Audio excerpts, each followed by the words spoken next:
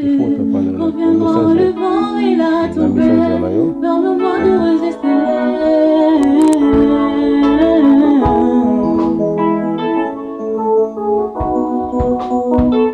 Je veux m'enraciner en toi, Jésus. Conviens-moi le vent et la tempête, permets-moi de résister. Moi je veux m'enraciner en toi, Jésus. Le vent et la tempête, donne-moi de résister. Moi je veux m'enraciner en toi, Jésus. Le vent et la tempête, donne-moi de résister. Je veux m'enraciner en toi, Jésus. Conviens-moi le vent et la tempête, permets-moi de résister. Moi je veux m'enraciner en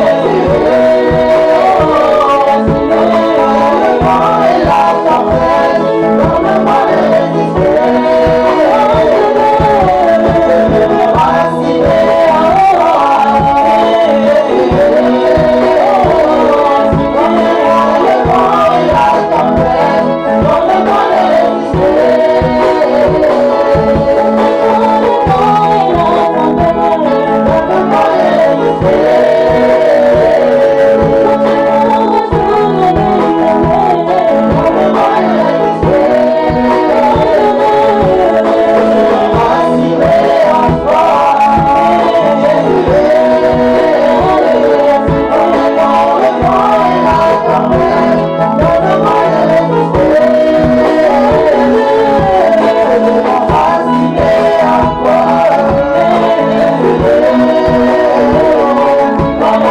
Le vent et la tempête, donne-moi de résister.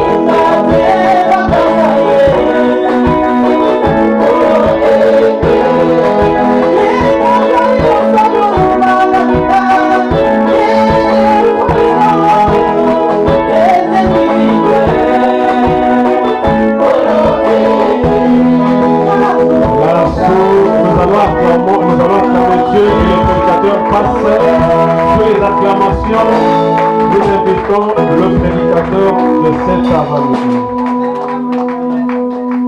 Sous les acclamations, nous n'acclamons pas l'homme, nous acclamons les dieux créateurs.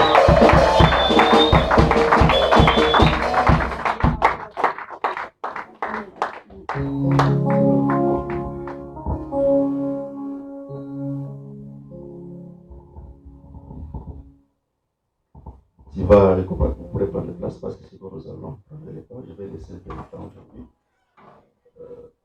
Nous allons recommander notre cœur. Que le Seigneur puisse te parler. Que Dieu soit avec la bouche du prédicateur. Prions au nom de Jésus-Christ. Père, Dieu de grâce, Dieu de bonté, éternel des armées. Je recommande, Seigneur, mon cœur.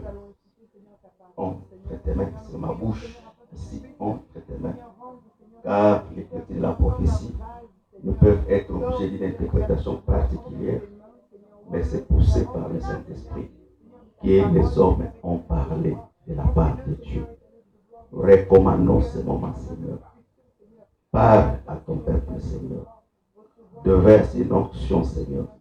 Que ta parole soit accompagnée par les signes du Saint-Esprit, Seigneur, pour briser les liens de la servitude, pour briser la stérilité, pour briser le célibat, pour détruire les œuvres des ténèbres, afin que Jésus soit glorifié par le baptême du Saint-Esprit. Je détruis toutes sortes d'envoûtements, de voies de pensée, d'envoûtements dans tous ses formes. Et Jésus puisse régner comme le roi du début à la fin, dans les noms puissants et glorieux de notre Seigneur Jésus-Christ. Amen. Amen. Acclamons un peu fort pour la gloire de Dieu. Que le Seigneur vous bénisse. Amen. Mais tu es quand même gentil. Que le Seigneur vous bénisse. Amen. Prenons nos Bibles. 1 Corinthiens 11, verset 23 jusqu'au verset 30. Je lis au nom de Jésus-Christ. Amen. Car j'ai reçu du Seigneur ce que je vous ai enseigné. C'est que le Seigneur Jésus, dans la nuit où il fut livré, prit du pain, et après avoir rendu grâce, les rompit, et dit, ceci est mon corps qui est rompu pour vous.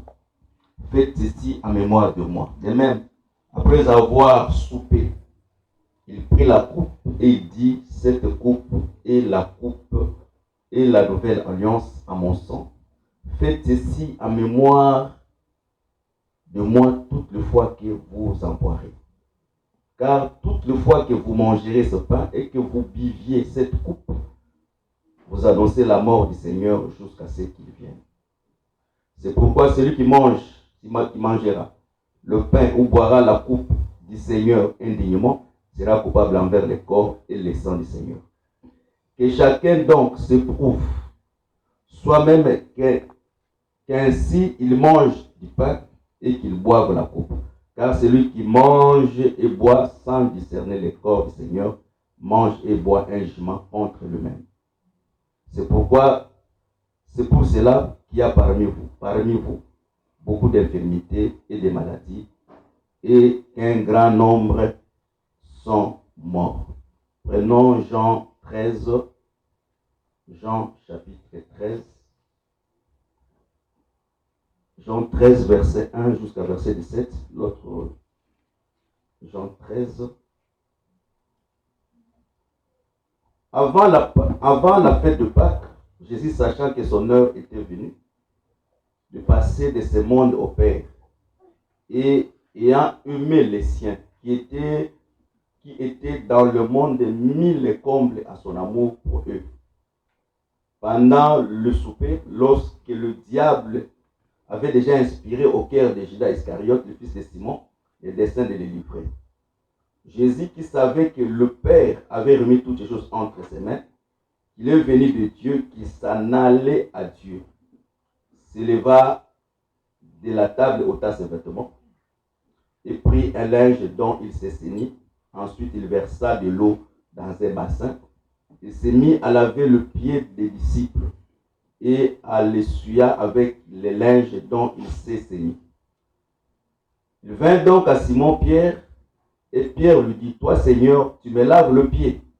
Jésus lui répondit, ce que je fais, tu ne le comprendras pas maintenant, mais tu le comprendras bientôt. Pierre lui dit, non, jamais tu ne me laveras le pied. Jésus lui répond, si je ne te lave, tu n'auras point la part avec moi. Simon-Pierre lui dit, Seigneur, non, Seigneur, les pieds, mais encore le main et la tête. Jésus lui dit, celui qui est lavé là n'a besoin que de se laver le pied pour être entièrement pur. Et vous êtes purs, mais non pas tous. Car il connaissait celui qui les livrait, et c'est pourquoi il dit, vous n'êtes pas tous purs. Après qu'il ait lavé le pied, il y prit ses vêtements, et il s'est remis à table et leur dit, comprenez ce que je vous ai fait. Vous m'appelez maître et Seigneur, vous dites bien car je le suis. Si donc je vous ai lavé le pied, moi, le Seigneur, le maître, vous devez aussi vous laver le pied les uns aux autres. Car je vous ai donné un exemple afin que vous fassiez comme je vous ai fait. En vérité, je vous l'ai dit, le serviteur n'est pas plus grand que son maître, son Seigneur, ni l'apôtre plus grand que celui qui l'a envoyé. Si vous savez ces choses, vous êtes heureux pourvu que vous les pratiquez. Prenons Matthieu 10. Matthieu 10.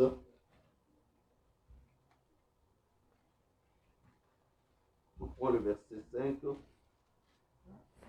Je commence par le verset 5.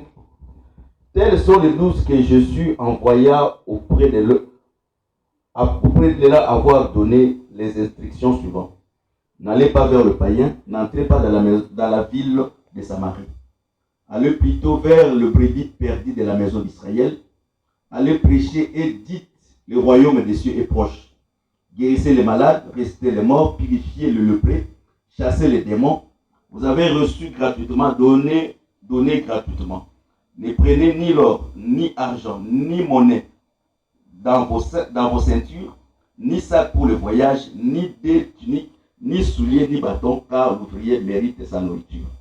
Dans quelque ville ou village que vous entriez, informez-vous s'il trouve quelqu'un d'homme digne de vous recevoir, demeurez chez lui jusqu'à ce que vous partiez. En entrant dans la maison, salut-la. Et si la maison est digne, que votre épée vienne sur elle, mais si elle n'est pas digne, que votre épée retourne à vous.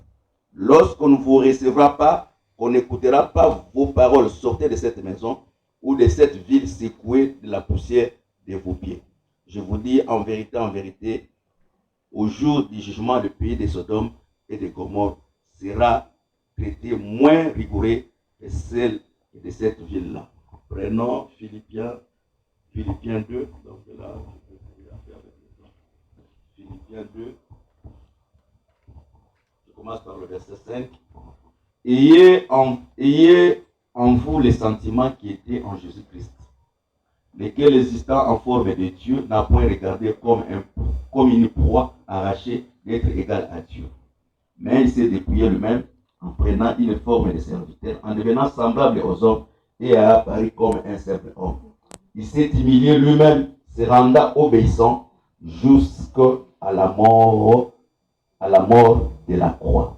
Prenons le dernier verset et Hébreux 13, verset 1 à 2.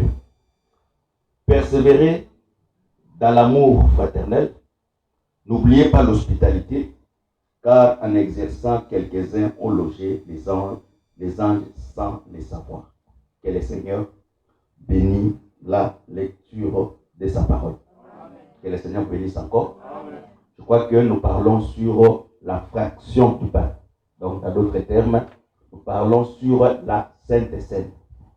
Nous avons parlé sur le pain, nous avons parlé un peu sur la coupe, et par la grâce de Dieu, aujourd'hui, nous allons parler un peu sur le lavage de pieds.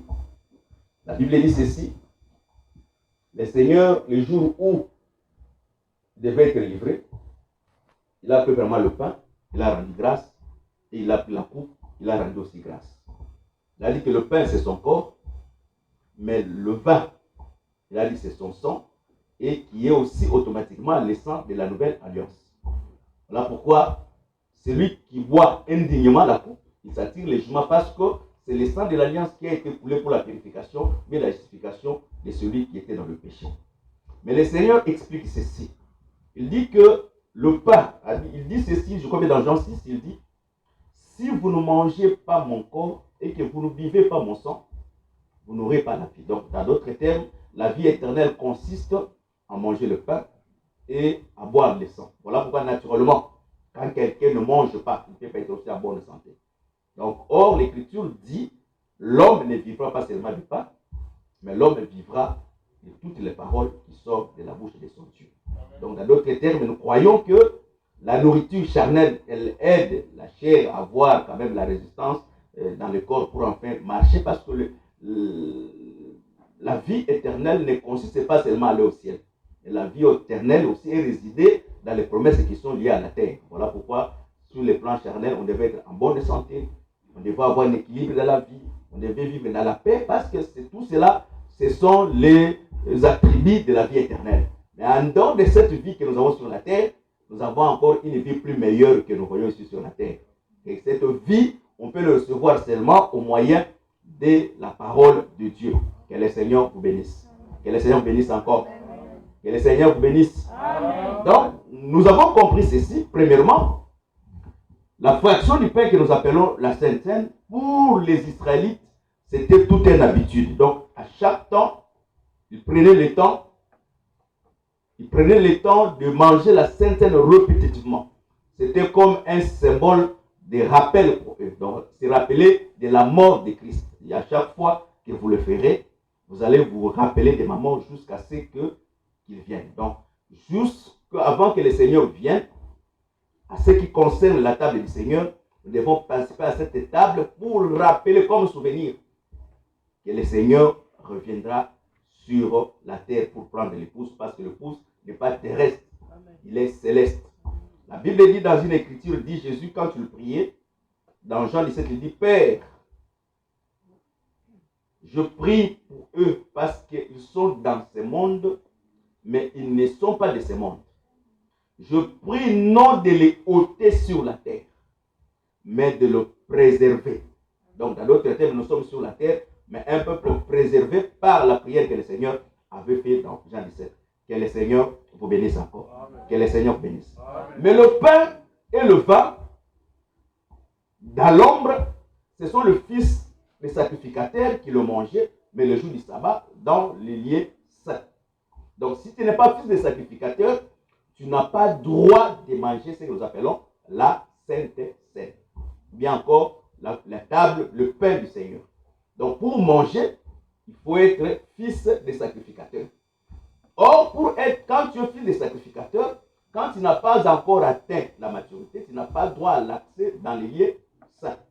Donc, si le fils des sacrificateurs entre dans les lieux saints pour manger, donc dans d'autres termes, il a atteint l'âge de la maturité que nous appelons, dans la loi, c'était 30 années. Donc, quand quelqu'un avait 30 ans, à ce moment, s'il était de la lignée des sacrificateurs, il pouvait devenir sacrificateur. En devenant sacrificateur, automatiquement, il avait droit de manger le pain qui était conservé devant la présence de Dieu. Donc, si, même quel que soit fils des sacrificateurs, s'il n'a pas atteint encore cet âge-là, l'âge de 30 ans, il n'a pas droit de manger la Sainte Seine. Nous avons tenté d'expliquer ceci. C'est-à-dire, s'il n'a pas le droit de manger la Sainte Seine, dans d'autres termes, il est semblable à un esclave. La Bible dit ceci. Là, c'est Paul qui dit dans Galates, il dit, l'héritier, aussi longtemps qu'il est enfant, il est semblable à un esclave, il est sous-tutelle. Quel que soit l'héritage, il lui appartient. Comme il n'a pas encore atteint la maturité, il n'a pas le droit d'accéder dans son héritage. Donc, il y a quelqu'un qui gère son héritage, mais lui, il est semblable à un esclave. Mais il est un héritier. Donc, dans d'autres termes, nous avons compris, un enfant, c'est qui est semblable à un esclave? C'est celui qui n'a pas encore atteint la maturité de manger la nourriture que nous appelons la nourriture solide. Ce sont les gens qui sont encore dans le biberon. Mais l'âge ne le permet pas qu'il soit dans les choses dans le biberon. Comment on comprendra que celui-ci il est encore un enfant? C'est celui qui n'a pas encore reçu, bien qu'il a reçu la connaissance que le péché peut nuire à la vie éternelle, mais lui, il continue encore à vivre dans le péché. Donc, il est encore dans les biberons. Mais un enfant, celui qui a atteint la maturité, c'est celui qui a une autre compréhension de la parole et une autre compréhension de la vie, c'est ce qu'on appelle le péché. Je prends des exemples terre à terre. Même celui qui ne prie pas, il sait très bien que voler, c'est mauvais. Même celui qui ne prie pas, il sait que mentir, c'est mauvais. D'ailleurs, dans le pays développé, quand on a menti une seule fois, tu peux perdre le droit d'éligibilité pour devenir député ou bien devenir président de la République. En sachant que mentir, c'est un péché. Mais un vrai enfant de Dieu, quand il grandit, il va comprendre que quand même je ne sers pas Dieu, c'est un péché. Parce que la justice nous oblige à être serviteurs de Dieu. Si je refuse de faire le bien à quelqu'un qui a besoin de faire le bien, dans d'autres termes, je commets automatiquement un péché. Je prends une troisième exemple. Nous connaissons dans la famille, il y a peut-être quelqu'un qui nuit à toute la famille, un sorcier réputé. Mais la personne, il est dans la souffrance. Il a besoin qu'on l'apporte un secours. Mais en sachant que c'est un sorcier, peut-être il a mangé le papa, il a mangé la tante, il donnait l'équilibre à toute la famille. Et on commence à le souhaiter de mourir et on refuse de l'aider. Pourquoi? Parce qu'il est sorcier. Et bibliquement, automatiquement, quand il refuse de lui apporter secours, dans la Bible, tu es déjà dans le péché.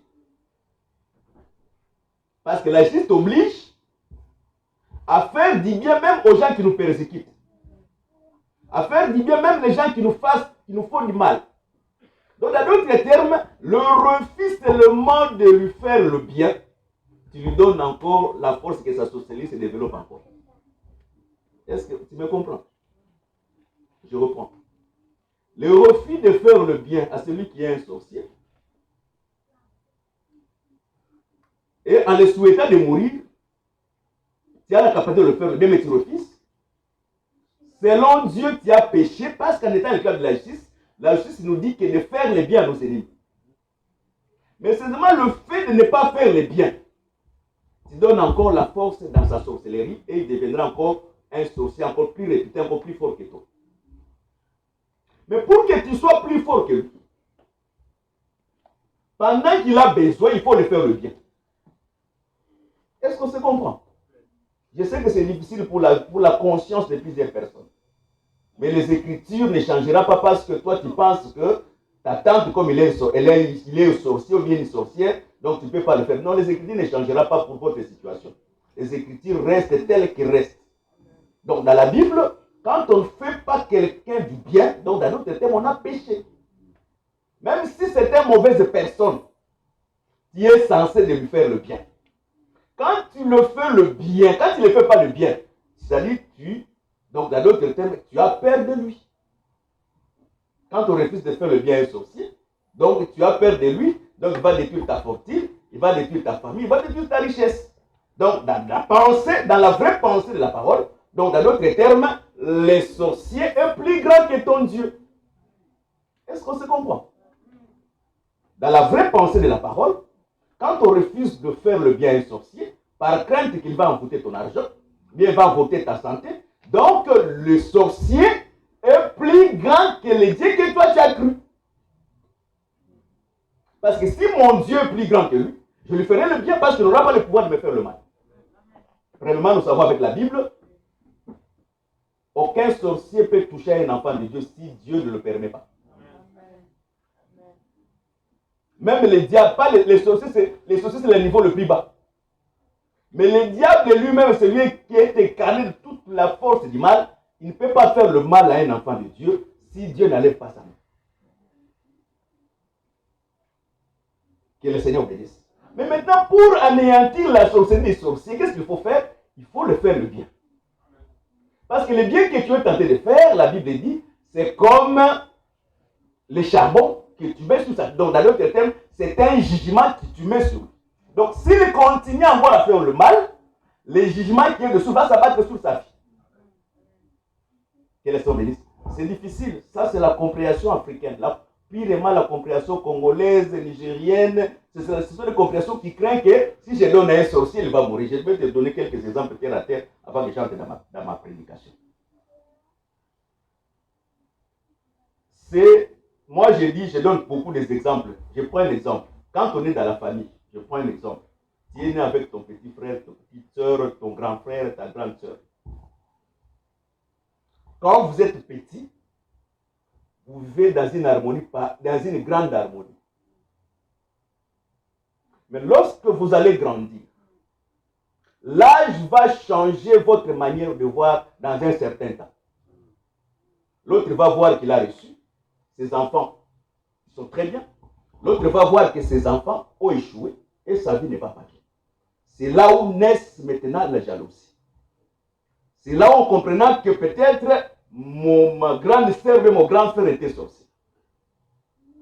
Mais je prends un exemple. Si ton grand frère ou ta petite sœur était sorcier depuis longtemps, mais pourquoi quand vous vivez ensemble avec une harmonie parfaite, il n'a pas eu le pouvoir de te faire le mal? C'est-à-dire, dans d'autres termes, bien que tu ne connaissais pas Dieu, mais l'œil de Dieu était dans ta vie. Mais l'Écriture dit ceci: quand nous étions encore pécheurs, Christ est mort pour nous. Mais accompli aujourd'hui, nous avons la connaissance de la parole. Donc, c'est-à-dire, celui qui est à nous est plus grand que celui qui est dans le monde. Je prends un exemple vécu. Moi, j'aime donner l'exemple que j'ai vécu. J'étais dans une ville où on creusait des diamants. J'ai fait creuser un puits de diamants. Mais dans le même puits, le chef coutumier de ces contrées voulait arracher maintenant le puits. Il dit non, c'est lui qui a droit. On a commencé à se dire, bon, il m'a dit, bon, je vais te montrer que moi, je vais te tuer comme un insecte. Je lui ai dit, tu me feras rien. Oh, je te donne 2 jours. Moi, j'ai dit, moi, je ne te donne pas 2 jours, moi, je te donne 3 jours. Parce que j'attends que ton 2 jours termine parce que tu me verras en vie. Et le 3e jour, on va voir ton sort. Pendant qu'on discutait avec le chef coutumier, il y a un jeep de policiers, je ne sais pas d'où il est venu. Le jeep s'est arrêté, les policiers sont descendus à la voiture. Ils ont commencé à frapper le chef coutumier presque à mort. Et quand on a terminé de frapper, il est rentré chez lui, ses enfants lui ont dit, le monsieur là que tu veux blaguer avec, il va lui demander pardon. Le chef coutumier est venu me demander pardon. Si moi aussi par crainte, si mon Dieu n'était pas plus grand que son Dieu, parce que le Satan aussi c'est un Dieu, je pouvais facilement céder à la paix. Ce qui fait les enfants de Dieu aujourd'hui, c'est la paix. Ce qui fait que l'église de combat spirituel est remplie de gens, c'est la paix. Pourquoi? Ils ont peur des sorciers. En croyant que, en croyant se cacher là-bas, les sorciers n'auraient pas le pouvoir sur eux. Non, même dans nos assemblées que nous renaissons, il y a des sorciers. Mais moi, je sais, si je meurs, c'est le Seigneur qui le permet. S'il m'attaque, c'est le Seigneur qui me permet. Et surtout, si j'ai le veto, parce que dans la Bible, dans la vie, il faut avoir le veto. Le veto, c'est la crainte de Dieu. Si j'ai la crainte de Dieu, c'est le veto contre la sorcellerie. Parce que ce qui fait craindre un enfant de Dieu, quand il est dans le péché, c'est à ce moment il sait qu'ici, on peut m'attaquer facilement et au monde. Mais si la crainte de Dieu comme étant le veto est dans ma vie, donc je n'aurai pas la paix. Donc c'est-à-dire ce qui détruit la vie de plusieurs personnes, c'est la paix. Dans le programme de Dieu, tu peux souffrir. Dans le programme de Dieu, il y aura aussi un temps que le Seigneur va te consoler. Donc il y a un temps pour tout. Voilà pourquoi l'apôtre Paul a dit, je suis habitué à vivre dans la richesse, dans la disette. L'enfant de Dieu doit s'habituer à vivre dans tous les temps, afin qu'il reste constant dans la vie. Vous savez, quand tu n'as jamais été pauvre, les jours que tu deviendras pauvre, tu vas mourir. Très tôt. Mais quand tu es habitué à la pauvreté, les jours que tu seras riche, même si tu retournes à la pauvreté, ça sera ton ancienne vie. Et ça te permettra de rester constant. Donc voilà pourquoi on reconnaît une vraie personne. C'est dans le deux temps. Quand il est dans la souffrance, il garde la foi. Quand il devient riche, il garde encore la foi. Ça, c'est un enfant de Dieu. Les gens qui disent aujourd'hui sont enfants de Dieu, peut-être parce qu'ils n'ont rien. Parce qu'ils n'ont rien dans leurs mains. Mais si le Dieu que nous sommes en train de prier, il te donne de l'argent, mais tu seras comme un païen comme tous les païens. Ici, on va chercher l'argent pour payer la salle, mais on va entendre dans les musiques mondaines, on commence à te chanter. Et on commence à te parler pétrodollars. Lui, il vomit l'argent sans regarder. C'est-à-dire, tout ça, pourquoi?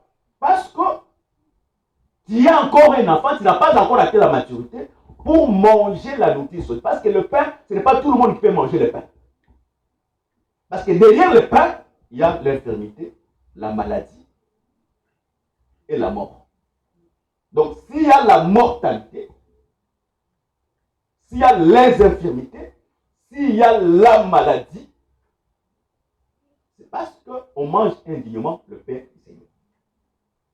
Voilà pourquoi l'église du Seigneur, l'église dans la doctrine des apôtres, l'église ne peut pas faire plus de 2 ans, 3 ans, 4 ans, sans pourtant que les gens puissent se monter sur la table du Seigneur.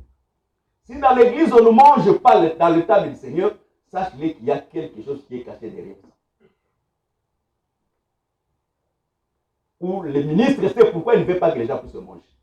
Et nous avons chaque fois, dans la fraction du pain, je vais expliquer, vous savez, ça, je me répète, dans la fraction du pain, vous êtes mari et femme. On organise la fraction du pain, l'homme mange, la femme ne mange pas, mais c'est dangereux. Parce qu'on suppose que les deux sont un.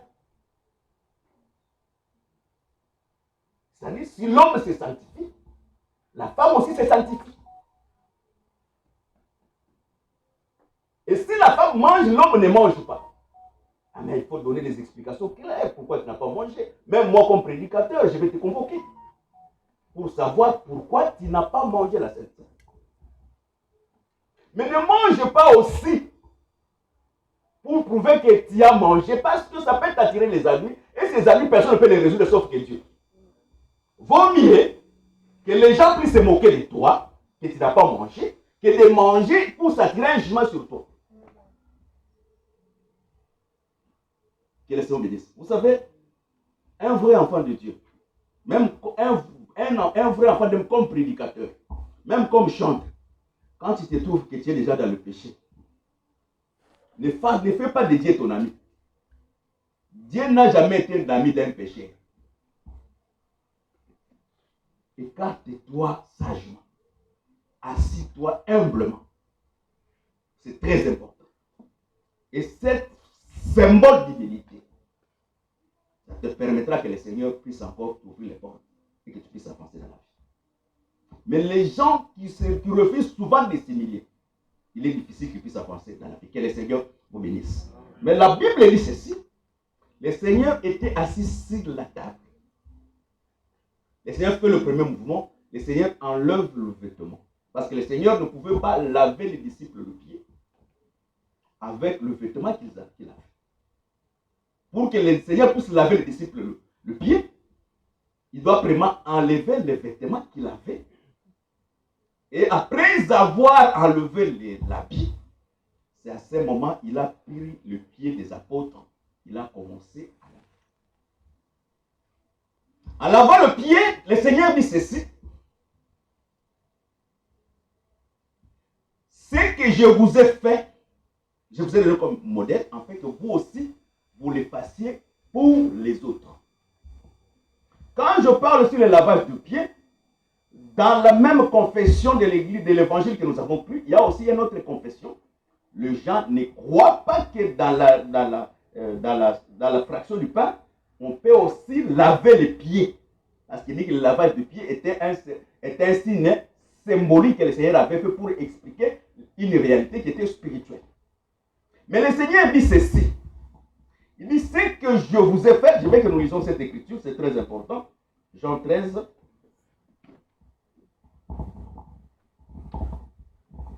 Jean 13. Jean 13.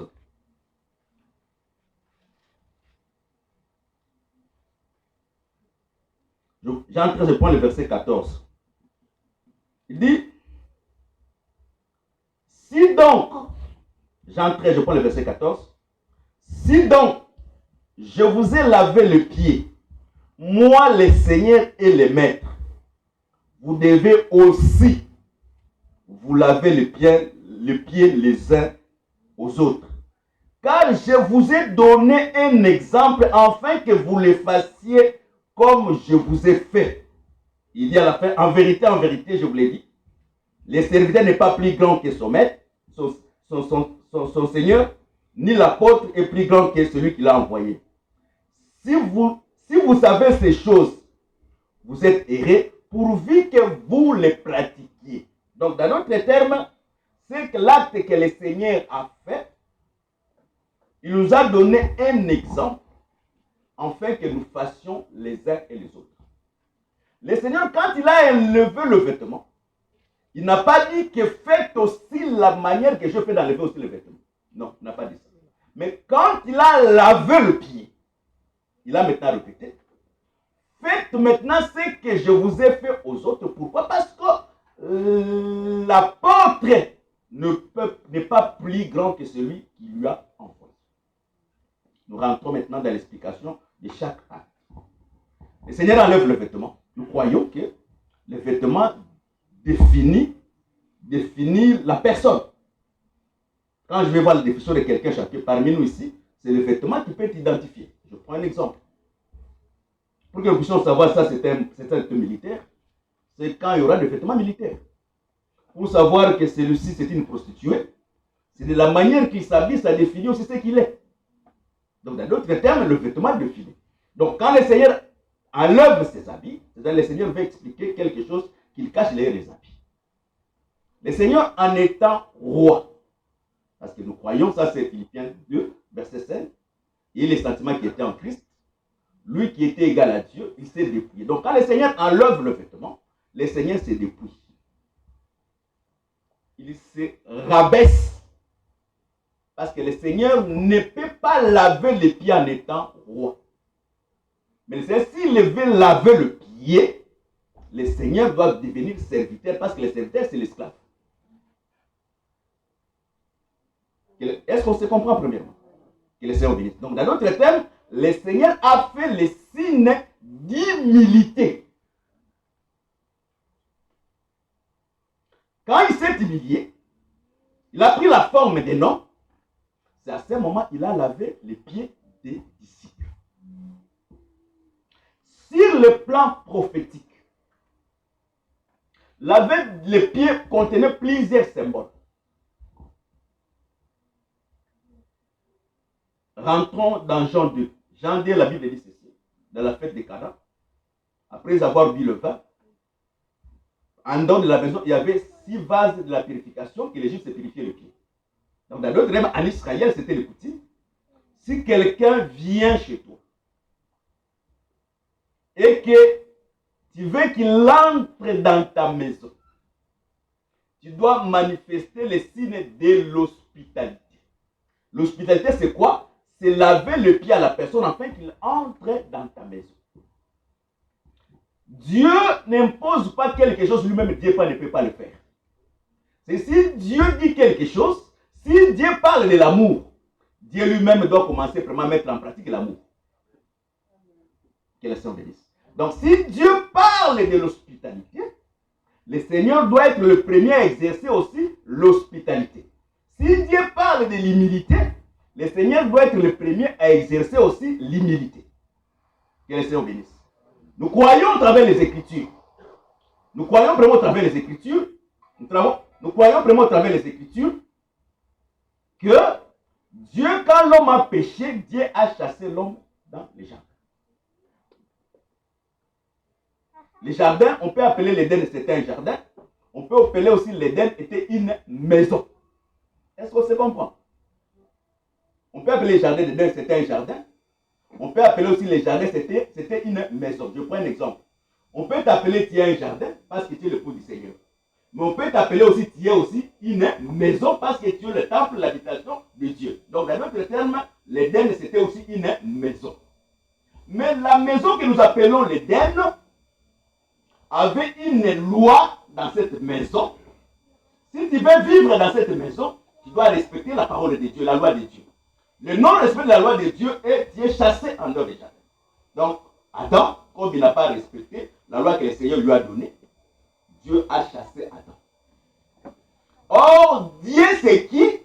Dieu c'était Jésus qui marchait dans la ville de Jérusalem. Donc, dans d'autres termes, Jésus c'était Dieu l'incarnation, bien l'incarnation de Dieu sur la terre. Est-ce que c'est comprend? Je reprends. Dieu sur la terre, c'était Jésus. Parce que en Jésus habitait corporellement la totalité de la divinité. Donc, dans d'autres termes, celui qui était sur la terre était Dieu. Mais en étant Dieu, comme il veut démontrer les signes de l'hospitalité, il veut parler de l'hospitalité, le Seigneur doit être le premier à exercer l'hospitalité pour donner l'exemple aussi aux autres. Lui qui a chassé l'homme dans le jardin, il devait aussi laver les pieds des disciples, parce que les disciples représentaient tous Adam. Il devait laver les pieds des disciples pour dire qu'il permet à l'homme qui a été chassé de retourner dans la maison, bien dans le jardin, dans la présence de Dieu. Donc, le signe que le Seigneur avait fait, dans d'autres termes, le Seigneur a accepté que Adam rentre dans le jardin, là où il avait la paix, la joie, la stabilité. Voilà pourquoi quand il est ressuscité, on l'a confondu comme étant un jardinier, parce que nous croyons qu'Adam était un jardinier. Donc Adam devait encore rentrer dans les jardins. Ça, c'est sous le plan prophétique. Quel est ce bénisse? Mais la Bible dit ceci quand nous lisons Matthieu 10. Il dit ceci: quand vous allez quelque part, n'allez pas dans la ville de Samarie, je n'ai pas besoin d'aller dans la ville de Samarie, mais quand vous entrez dans une ville ou dans une maison, renseignez-vous. C'est que les disciples, quand ils venaient quelque part, pour que les disciples viennent, entrent dans la maison, les disciples se renseignaient. Quels sont bénis? Est-ce qu'on se comprend? Renseignez-vous dans la ville ou bien dans la maison.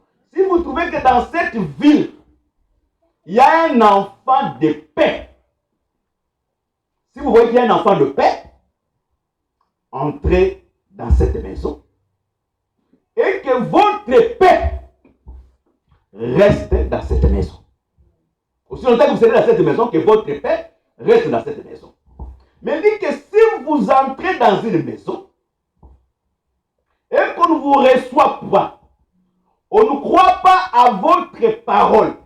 Au début, on n'a pas parlé que quand on vous reçoit, la paix c'est la parole que vous avez ramenée. Non, la Bible ne dit pas ça. Elle dit seulement que votre paix reste. Mais dans le dernier même, quand on ne vous reçoit pas, et qu'on ne croit pas à votre parole, avant de sortir de cette maison, secouez vos pieds et sortez de la ville. Or, dans la Bible, secouer les pieds, c'est-à-dire secouer la poussière. La poussière, c'est quoi? Dans la Bible, la poussière, c'est le jugement.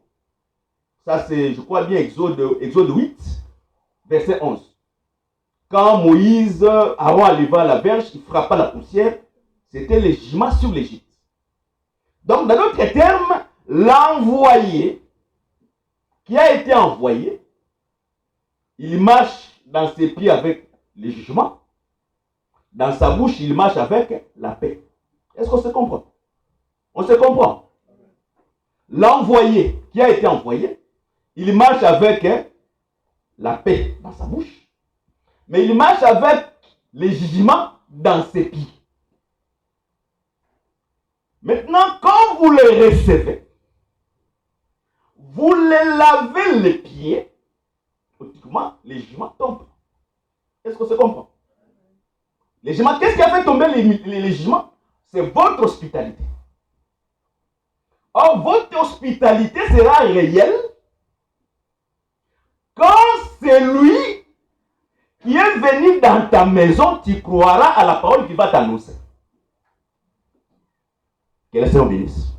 Donc, dans d'autres termes, l'hospitalité et l'humilité marchent ensemble. Est-ce qu'on se comprend? L'hospitalité et l'humilité marchent ensemble. Pourquoi? Parce que avant de lui démontrer l'hospitalité, tu dois vraiment te rabaisser pour lui laver les pieds. Or, le lavage des pieds, c'est le signe de l'hospitalité. Donc, on ne peut pas avoir l'hospitalité sans pourtant avoir l'humilité. Est-ce qu'on se comprend? Ce sont des choses qui marchent ensemble. Je prends un exemple terre à terre. Tu as reçu un homme de Dieu. Tu lui as donné la nourriture. Tu lui as donné le vêtement. Tu lui as donné de l'argent. Mais tu n'as pas reçu la parole qu'il a ramenée dans ta maison. Donc, dans d'autres termes, ton hospitalité est nulle parce que tu n'as pas reçu la parole de la paix. Est-ce qu'on se comprend?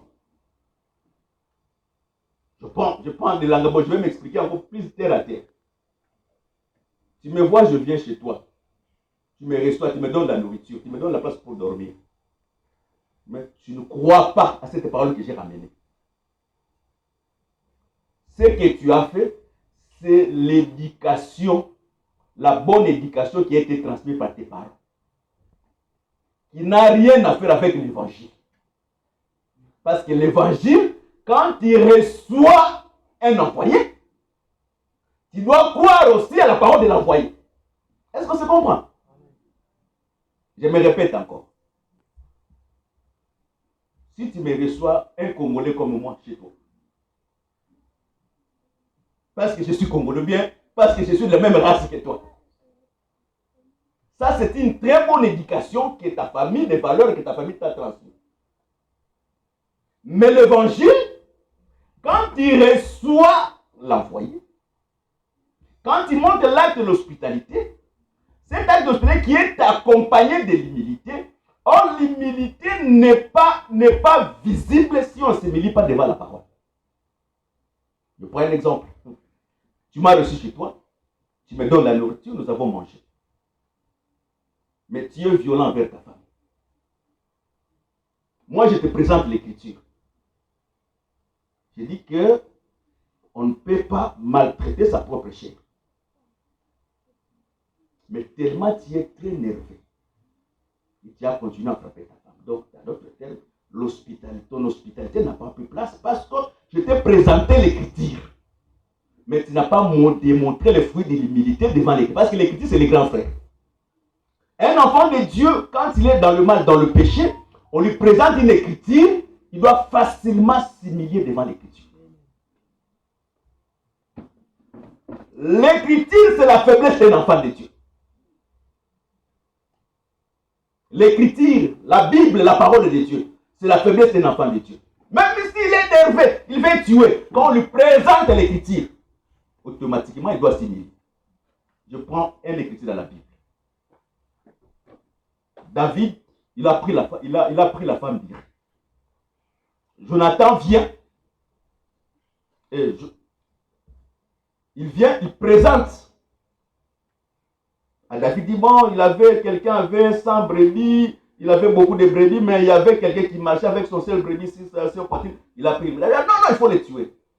Automatiquement, il dit, c'est toi. Donc, quand on a présenté seulement David l'écriture, bien qu'il était dans le péché, mais David a démontré le fruit qu'il était un enfant de Dieu et il s'est humilié en cherchant automatiquement la repentance. Mais quand tu es dans le péché, on te présente l'écriture, tu commences à chercher les explications. Tu commences à chercher à démontrer des connaissances. David aussi avait tombé, il avait pris la femme d'autrui. C'est trop dangereux. Et c'est très diabolique. Et cette connaissance-là n'est pas une bonne connaissance. La connaissance venant de Dieu, la sagesse d'Aaron, elle est modérée et elle est pacifique. Que le Seigneur bénisse. Je m'explique maintenant avec la Bible. La Bible dit ceci. Abraham a vu 3 anges venir chez lui. En voyant 3 anges, il les a reçus. il a lavé les pieds de ces 3 anges. Les anges, quel était le message des anges? Quel était le message de ses envoyés? C'était ramener la paix dans la maison d'Abraham. Mais dans leurs pieds, il y avait les joues. Comme Abraham a réussi, il s'est humilié pour laver les envoyés de pied, automatiquement, le jugement n'est pas tombé dans la maison d'Abraham. Mais au plutôt, la paix qu'ils avaient amenée, la paix a été annoncée dans la maison. La paix, c'était quoi? La paix, c'était que le fils devait naître dans la maison d'Abraham. Donc, dans d'autres termes, nous comprenons facilement, la paix dans la vie de l'homme, c'est quand quelqu'un t'apporte Jésus dans ta maison. Amen. On peut tout apporter chez toi. Même on peut t'apporter un immeuble. Ça peut être un cadeau empoisonné. Mais si on t'apporte Jésus dans ta maison, reçois cette personne parce qu'il t'a ramené la paix. Que les sœurs bénissent. C'est par là l'Écriture dit ceci. C'est par l'hospitalité que les gens ont logé les anges dans leur maison. J'ai corrigé cette écriture. Dans la Bible, il n'existe pas l'écriture qui dit que la maison qui ne reçoit pas n'est pas bénie. Ça n'existe pas. Ce sont des pensées, des raisonnements des hommes qui vont dans le bon sens, mais ce n'est pas écrit dans la Bible. Dans la Bible, c'est par l'hospitalité que les gens ont logé les anges sans les savoir. La Bible est trop claire. C'est par l'hospitalité que les gens ont logé les anges sans les savoir.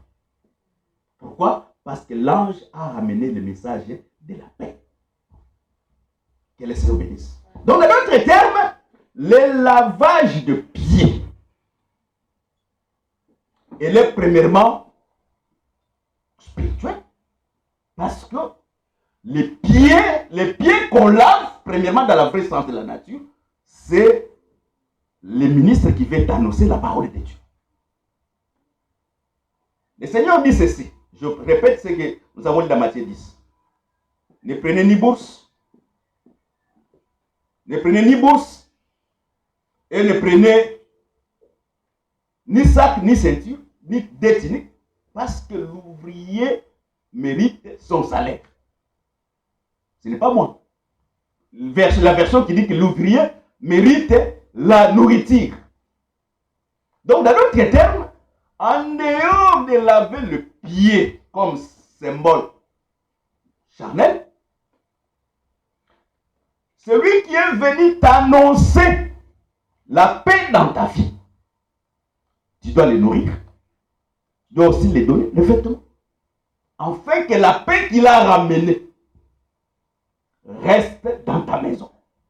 Voilà pourquoi Abraham n'a pas seulement lavé les anges le pied, mais il a aussi donné aux anges la nourriture, parce que c'était le salaire de celui qui a ramené la bonne nouvelle. Que le Seigneur bénisse. Que le Seigneur vous bénisse. Amen. Donc, dans d'autres termes, celui qui ne lave pas les pieds, parce que moi je crois que les pieds c'est tout un homme. Les pieds c'est tout un homme. Jésus c'était les pieds. Les pieds c'est quoi? Les pieds c'est l'évangile. Il est beau. Les pieds des gens qui annoncent l'évangile. Donc les pieds c'est l'évangile. Donc quand on t'apporte l'évangile, parce que nous prenons vraiment la maison, c'est toi qui est venu, qui est aujourd'hui ici dans l'église. La maison c'est toi. C'est-à-dire quand on t'apporte la bonne nouvelle, premièrement, il faut faire le style de l'humilité, se rabaisser devant la parole. En dehors de ça, il faut aussi nourrir les pieds pour que cette paix devienne effective. Voilà pourquoi nous disons chaque fois. Il y a beaucoup de choses que les gens oublient dans l'ensemble de ça. Je prends des exemples avant que je revienne. Il me reste encore combien de minutes? Vous devez faire signe. Hein? Je vais respecter l'heure aujourd'hui.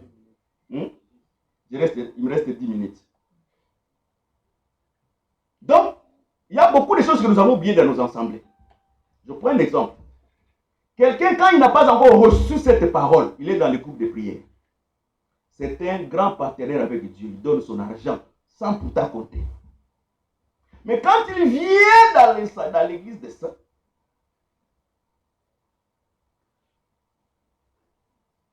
les gens commencent à tordre l'essence des Écritures, parce que c'est le tordre l'essence des Écritures. Vraiment par nature.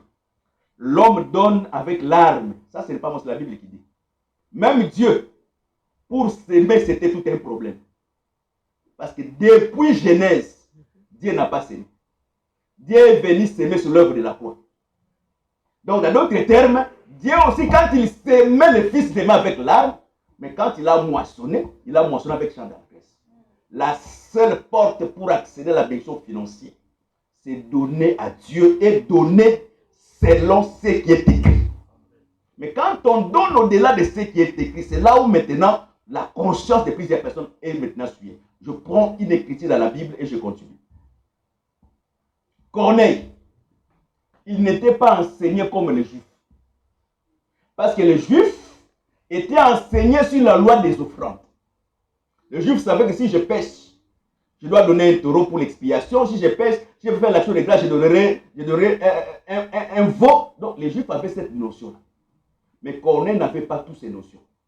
Mais Corneille, malgré il manquait ces notions, mais la disposition du cœur de Corneille, comme il faisait des bons cœurs, le Seigneur a envoyé un ange dans la vie de Corneille. Quel est son ministre? Quand on veut donner à Dieu, on ne cherche pas à avoir une grande connaissance pour donner. Non! C'est une bonne disposition dans ta conscience. C'est cette connaissance-là qui permet beaucoup à servir Dieu. Quand tu vois... Moi, je ne comprends pas les frères. Parce que la Bible dit qu'il faut exceller dans la foi, exceller dans la connaissance, exceller aussi dans les œuvres de bienfaisance. C'est comme si dans l'évangile que nous avons écrit, les gens n'excellent pas dans les œuvres de bienfaisance. Voilà pourquoi il y a aussi l'infirmité. Parce que la pauvreté, c'est une infirmité.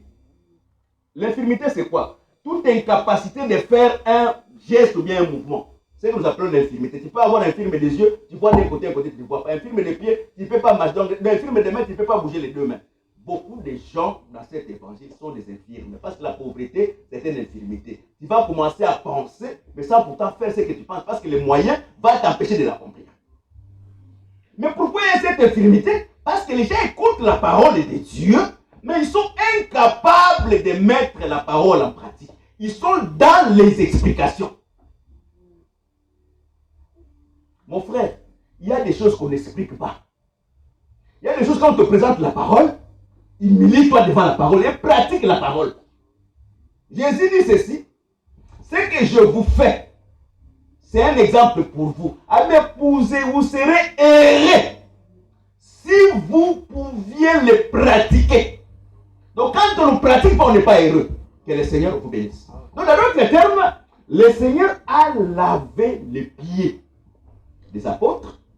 Il dit que le Seigneur, il dit que l'apôtre n'est pas plus grand que l'envoyé. Donc dans d'autres termes, c'est lui qui a envoyé les apôtres, comme il s'est rabaissé pour laver les pieds. Dans l'église aussi, comme ils ont fait comme un exemple. Donc dans d'autres termes, en dehors de l'humilité que je peux manifester comme le caractère vis-à-vis de l'écriture, mais c'est aussi un caractère, je dois aussi le présenter au travers de ma sœur que je vois, mon frère et je vois dans la chair comme ça. Il faut que ton frère sache que ça, celui-ci c'est un frère humble. Il y a des frères quand ils les regardent comme ça, sans mettre les lunettes spirituelles, tu comprends que ce frère n'est pas humble. Je vais vous prouver comment.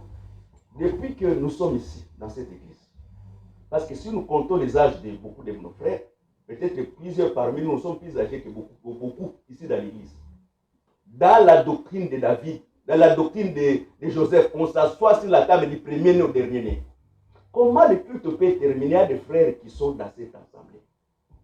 Et qu'il termine, le frère il est libre. Il ne manifeste même pas les signes d'amour. Il sort, il laisse les baffles sont là, les gens commencent à transporter, il est très tranquille. Et il vient dans le culte d'un homme bien civilisé. Donc il est avec ses baskets, ses chaussures, ses vestes, donc il est là. Et quand ça termine, il sort, donc il va. Mais non, frère, c'est diabolique. Il faut à chaque fois manifester les signes d'humilité. Vous savez, la Bible dit quand pour que nous puissions comprendre les signes des temps de la fin, l'Écriture dit ceci. Il dit, renseignez-vous sur les arbres. Non seulement Israël, ça c'est les versions libres, toutes les arbres. Donc dans d'autres termes, d'autres nations, ce sont aussi des arbres. Mais quand tu regardes la télé, le président comme les Tanzaniens, tu les vois jouer les tam-tams dans l'église. C'est un grand symbole d'humilité. Mais si toi tu deviens président, tu n'es pas président. Tu n'es pas directeur dans une société. Tu es manutentionnaire. Tu es gardien. Mais tu es incapable de manifester les fruits de l'humilité dans l'assemblée où tu pries. Que les gens te voient porter cette baffle, c'est déjà la honte pour toi. Vous savez, moi quand je viens dans l'église, je vous dis chaque fois, quand je viens dans l'église, je ne vais pas pour un homme. Moi je peux faire descendre tous ces baffles, moi, mais ça ne me fait pas honte, ça ne me gêne pas. Mais si toi, ça ne te gêne pas, comprends que tu es encore loin dans les choses, parce que Dieu a fait de nous tels que nous sommes là. Le royaume des sacrificateurs. En étant sacrificateur, chacun de nous doit démontrer les signes de l'humilité à travers l'autre. Donc le Seigneur, il a dit, il voulait dire aux apôtres, vous les apôtres, vous n'êtes plus grands que moi envoyé. Moi l'envoyé, je me suis rabaissé pour laver les pieds. Donc dans d'autres termes, dans la doctrine, le jour que nous allons organiser la Sainte Seine, nous allons faire le lavage des pieds. Parce que c'est aussi ainsi, quand tu es tenté de le faire, tu le fais avec joie dans ta conscience comme étant un signe d'humilité. Ne sois pas, quand tu veux laver ton frère les pieds, tu commences à regarder ses pieds. C'est pris, ça c'est déchiré, je vais toucher, je vais mettre un peu de l'alcool dans les miens.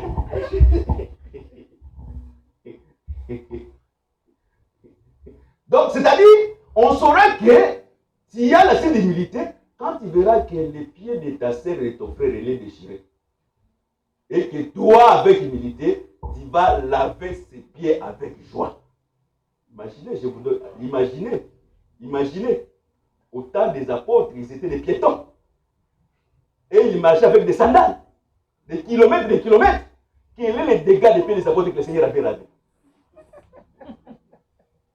S'il gardait les pieds de Pierre comme étant, prenons un péché de Kingabois, sa forme, ses vêtements, et que le roi de gloire s'est humilié, il n'a pas dit, toi tes pieds ici, pourquoi tu ne coupes pas, pourquoi tu n'enlèves pas les pédicures, pourquoi tu ne fais pas? Mais le Seigneur, comme Dieu, il a donné comme un modèle. C'est-à-dire, quand on veut s'humilier, on ne regarde pas la nature de la personne, mais on s'humilie par rapport à la parole.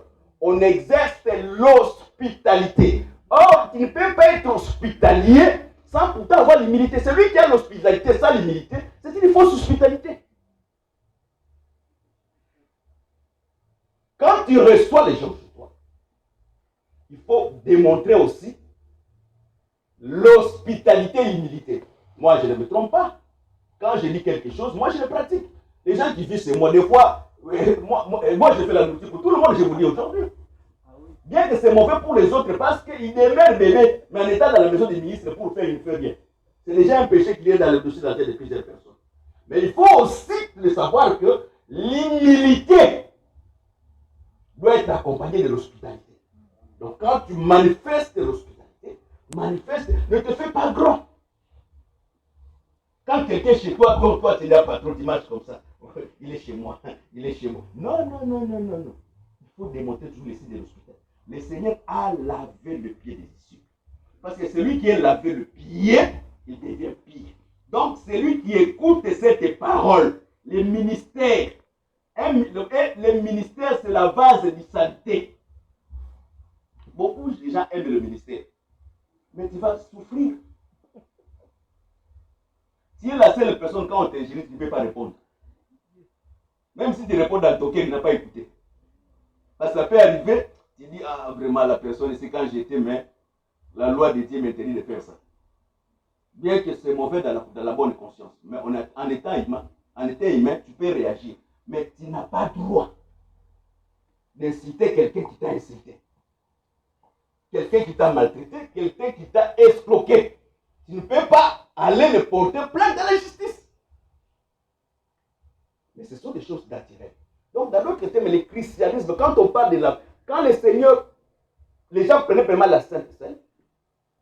La Sainte Seine aussi, c'était un lieu où, parce que c'était le symbole, l'Église était en train de souder l'amour au milieu de l'Église. Parce que quand je te lave les pieds, c'est une signe d'hospitalité, de l'humilité, ça fait grandir l'amour au milieu de ça. Donc là où il y a l'amour, il y a ce que nous appelons l'humilité et l'hospitalité. Moi, je ne peux pas voir mon... Voilà pourquoi dans l'église, l'apôtre Jacques interdit que les gens puissent se revêtir les habits magnifiques. Les habits magnifiques, c'est quoi?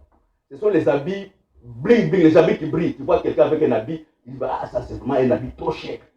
Donc tu vois l'autre, il ne s'habille pas bien, tu lui donnes une place. Non, l'église interdit ça. C'est qu'est-ce que la Bible voulait dire seulement. Dans l'église, si tu es directeur, exemple, tu es directeur, dis-moi seulement ton pasteur que tu es directeur. Mais ne commence pas dans l'église, je suis directeur. Je suis directeur. Non, ça ne sert absolument à rien. Parce qu'ici, même si tu as le vêtement de gloire, là où tu travailles, ici, tu dois revêtir les habits, les sentiments qui étaient en Christ, d'être égal à tout celui qui est dans les bancs. Si tu es ministre, en dehors. Si tu es gouverneur, en dehors. Mais quand tu viens ici, dépouille-toi. Reste dans la place qu'on va te donner. Il y a même les gens qui n'ont pas d'humilité. On prend exemple le frère José. Il est là, il n'est pas payé. Mais il fait ce travail avec son cœur. Il te donne la place là. Mais tu ne veux pas, qu'est-ce que tu veux? Tu crois que tu es où? Ici, ce n'est pas chez toi. Ici, c'est chez Dieu. Dans la maison de Dieu, il y a de l'ordre. Tu ne peux pas déplacer une borne que toi, tu n'as pas posée. Dieu a posé chaque chose à sa place. Donc ici, dans l'église, c'est là où doit régner l'ordre, là où il y a l'ordre, là où il y a l'amour. On ne peut pas aimer quelqu'un sans pourtant manifester le fruit de l'humilité. Voilà pourquoi je descends pour terminer. Là, je ne vais pas, sinon je vais dépasser le temps. Je vais continuer le dimanche qui vient. C'est pour ça. La Bible dit que les femmes, surtout veuves, doivent être hospitaliers en lavant le pied des gens. Donc, dans l'autre terme, une femme, quel que soit son titre, ce qu'il est, devant son mari, il doit manifester le fruit de l'humilité. Et ce qui fera que l'amour grandisse dans le mariage, dans l'engagement du mariage. Dans beaucoup de mariages ici dans l'Europe, ce sont des mariages qui sont soudés par des soudures. Vous savez, même quand on soude quelqu'un, on soude le fer, il y aura toujours un petit décalage. Beaucoup de mariages, les mariages doivent fissurer, mais on a pris seulement les soudures à faire. On a fait après le passage de plusieurs trains, les soudures vont se dessouder. Pourquoi les soudures vont se décider? Parce que, comme la femme travaille, comme elle gagne son salaire, mais elle oublie que les salaires qu'il gagne, ça c'est pour apporter une secours aussi dans la maison. Mais dans sa nature de la femme, il doit toujours manifester le fruit de laver les pieds son mari. C'est dans la Bible. Hein? Dimanche, je vais donner cette écriture. La femme doit toujours manifester. Voilà pourquoi la femme doit être hospitalière. Et la femme, on doit avoir les fruits de l'humilité. Parce que l'humilité est accompagnée aussi de la soumission. Une femme insoumise, même si elle prie et que le ciel bouge, le ciel est loin de lui. Même si c'est une très bonne sœur ici dans l'église, nous l'apprécions. Mais comme dans la maison, il ne vit pas le fruit de la soumission. Il est loin de ça. Voilà pourquoi les autres dans la doctrine. L'argent de la femme appartient à son mari. Même si tu gagnes 1500, 15 000, 25 000 euros, c'est mon argent. Parce que quand on achète les champs, la femme c'est un champ. Quand on achète toutes les semences qui se trouvent dans les champs. Oh, tu es intelligent, c'est mon intelligence. Tu es docteur, c'est ma médecin, c'est moi. Tu es quoi? C'est moi. Parce que la Bible, le mari a la capacité de changer les horaires du travail de sa femme. La Bible. Quand ta femme travaille, tu as le droit de modifier son horaire, mais ayant aussi la capacité de donner les trois choses. La nourriture, les vêtements et les lits. Ne cherche pas à provoquer là où tu seras incapable. Parce que, je prends un exemple. Bibliquement, c'est aux femmes de garder les enfants. Ça, c'est la Bible. C'est aux femmes de garder les enfants. Mais si l'horaire de la femme commence à empêcher l'équilibre des enfants à la maison, il faut changer l'horaire de la femme. Il faut que ces horaires conviennent à prendre aussi un temps avec la famille. Mon frère, ici sur la terre, on ne sera pas des milliardaires. Mais le Seigneur nous donnera ce qui paie que nous puissions vivre. Le Seigneur nous peut nous faire aussi des riches, c'est une écriture. Les riches, c'est l'autre Dieu. Mais les milliardaires, nous ne serons pas des milliardaires parce que tu deviendras très diabolique. Mais ce que nous vivons, nous cherchons sur la terre, que nous puissions avoir une vie équilibrée. Que les dieux que nous avons reçus, nos enfants, ces dieux soient un héritage, que les noms de l'autre ne soient pas tenus dans la peau. Mon frère a servi Dieu, mais il n'a rien laissé. Non. Servir Dieu nous permet que les enfants que nous donnons jour sur la terre, ils puissent vivre aussi des moments heureux. Ils disent que les dieux de mon père, si Israël aujourd'hui, il dit les dieux de nos pères, les dieux de nos pères, parce que les dieux de leur père a été un Dieu qui a marché avec Abraham, Jacob, Isaac. Abraham n'a jamais été pauvre, Isaac n'a jamais été pauvre, Jacob n'a jamais été pauvre. C'est les dieux qui restent comme étant un modèle parce que Dieu a marché avec les pères. Sois un père modèle pour tes enfants. Tu ne peux pas mourir sans pourtant laisser même un aiguille à tes enfants. Je prends un exemple, ça c'est le vécu. Tu es mort, tu as laissé les dettes dans le banque. Les enfants ont peur d'hériter même un stylo, de peur que l'État puisse les poursuivre. Parce que quand le père meurt, il laisse les dettes. Les enfants héritent même un petit montre. Automatiquement, les dettes là vous suivent automatiquement, ici en France. Mais il ne faut pas faire cela, donc il faut laisser les enfants calmes. Il faut préparer les enfants parce que cette assemblée aura une future rassurée à cause des enfants que nous voyons dans l'église. Parce que demain, comme nous on n'a pas beaucoup étudié, on n'a pas terminé nos études, nous allons forger les chemins pour nos enfants afin qu'ils fassent des bonnes études. Afin que dans cette assemblée, nous avons des directeurs, des personnels, mais des hommes humbles et des hommes hospitaliers qui ont la capacité de recevoir les hommes et de Dieu, l'évangile dans leur maison. Il ne faut pas recevoir celui qui ne vient pas avec l'évangile. Il vient là, donc il vient seulement pour critiquer les gens. Quand il va dans la maison, il vient seulement critiquer les gens. Vous savez, quand vous faites de vos maisons un royaume de critiques, le Seigneur, Dieu a dit que Dieu soit glorifié. Quand Dieu a vu que les tours de Babel étaient construits, il a vu qu'ils devaient atteindre leur objectif. Qu'est-ce que le Seigneur a fait? Le Seigneur a compliqué leur langage. Quand toi tu dis A, l'autre il dit B. Quand tu dis C, oh, qu'est-ce que tu veux te voir? C'est toi notre chef, ça commence là-bas et tout est détruit. Quand vous ne vous réunissez pas pour la cause de l'évangile, c'est pendant que l'évangile nous réunisse. Dans la suite du temps, tôt ou tard, vous allez vous diviser. Et tôt ou tard, vous devenez les ennemis parce que vous serez l'ennemi de la parole de Dieu. Et la parole de Dieu va se déterminer contre vous. Que le Seigneur vous bénisse. Je veux que tu puisses incliner ta tête à la prière et que tu puisses demander à Dieu qu'il t'accorde le fruit de l'humilité, le fruit de l'hospitalité. Quelqu'un enlève l'orgueil parce que l'orgueil c'est l'œuvre du diable. Prions dans le nom de Jésus-Christ.